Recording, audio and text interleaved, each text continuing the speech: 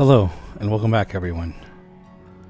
This week was kind of a short week, as I had to finish things up before I left for Disney and Bob Gurr's 90th birthday event. But that's good for you, because it actually means while this video doesn't have as much content, I do have a second video for the Disney fans out there. More on that later. One of the important steps in the Laffite's landing sign is to make it look aged. And we do this by torching and then wire brushing. Normally I will wire brush pretty hard, but in this case I'm just doing it pretty light because I don't want to have too much texture in the wood.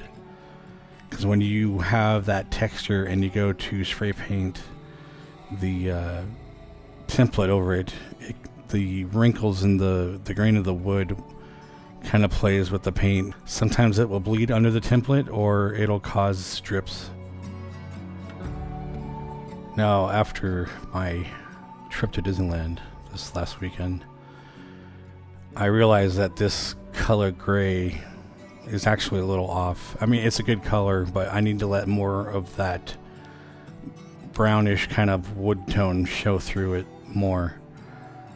So I will fix that on the next few of them, but this is like a gray stain that I put over it to again give it more of that aged look. And of course, one of the other major aspects that make this sign stand out is having actual metal on it to hold it together even.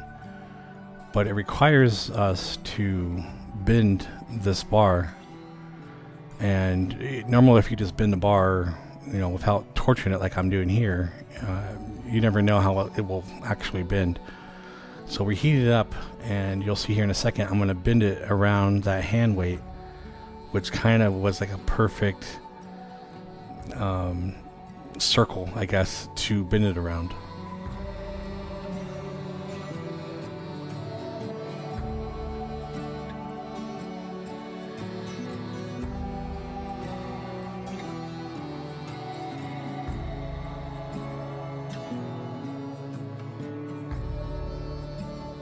So last week you saw me making these templates, and here I am using the other one that I didn't get to show you using last week. And this one is made for these bars, and you can see I'm doing a what they call a scratch owl or a center hole punch. It basically makes a little hole into the metal for the drill bit to be as a guide. And you can see I kind of have it lined up here a little bit, and I'm just making sure the drill bit fits in that guide. And normally I would drill all the way through, but I actually used two different size bits. The first hole is actually bigger to allow for the bolt, which I don't know if you'll notice here, but the bolt kind of has like a square underneath the top round section, and it requires just a bigger hole to be drilled.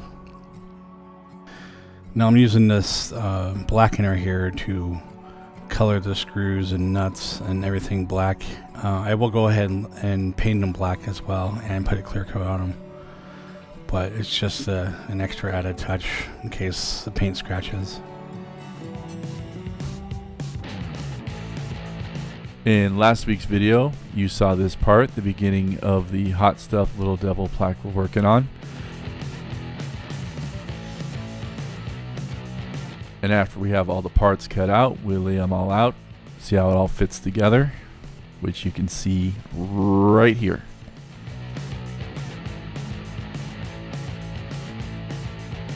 And the next step will be to paint the parts.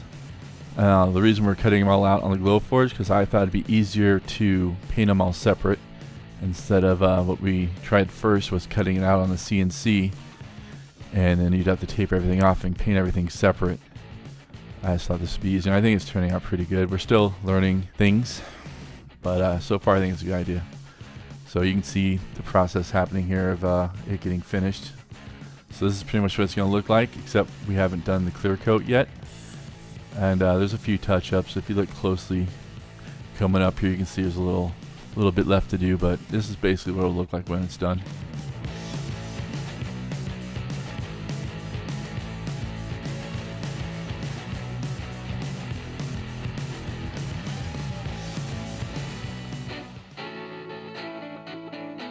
So besides my Glowforge catching on fire last week,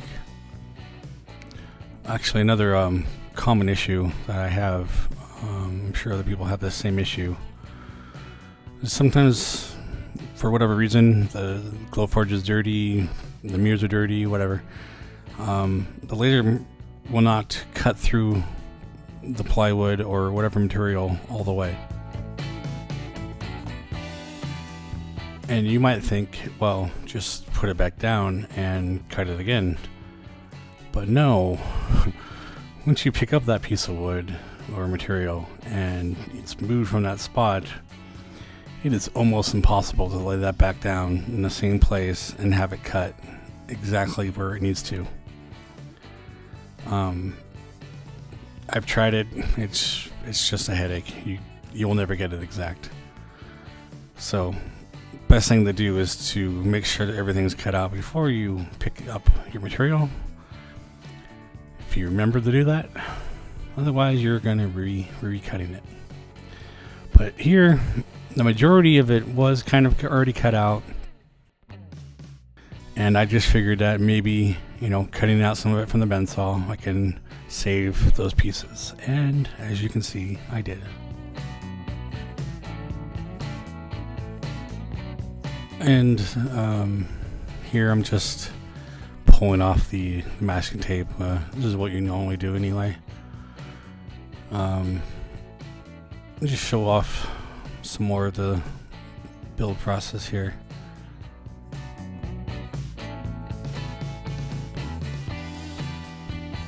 Using blue painter's tape, it actually helps out quite a bit, picking up little pieces of stubborn masking tape that you can't seem to grasp with your fingers.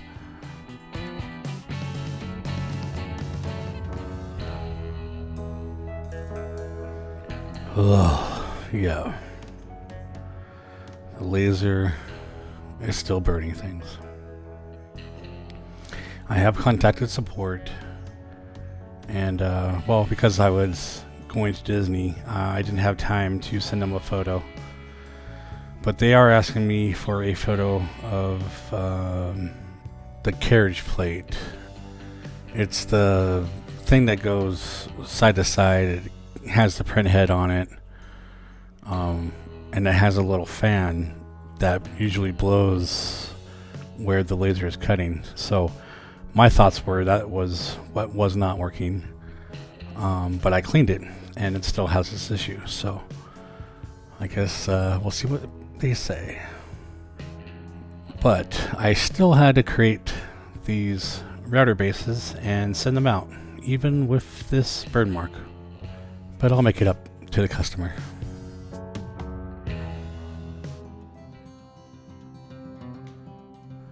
So we started this sign last week, and for whatever reason we still didn't get much on film this week. So went from painting the yellowish creamy color to skipping over the whole text process, and now I'm just picking off the remnants of the template. This thing came out pretty good. It was a big hit at Bob Gurr's party where this was auctioned off, along with this item.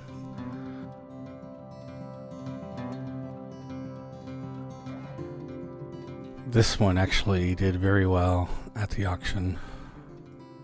I'm not gonna tell you the prices that things went for, but I was surprised.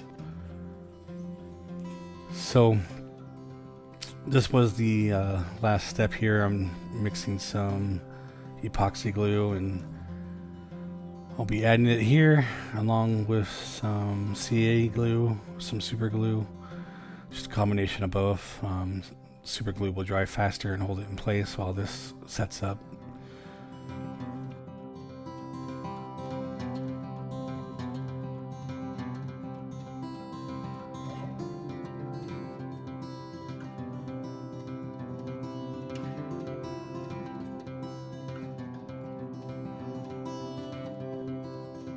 Thanks for watching. Remember to like, subscribe, and until next time.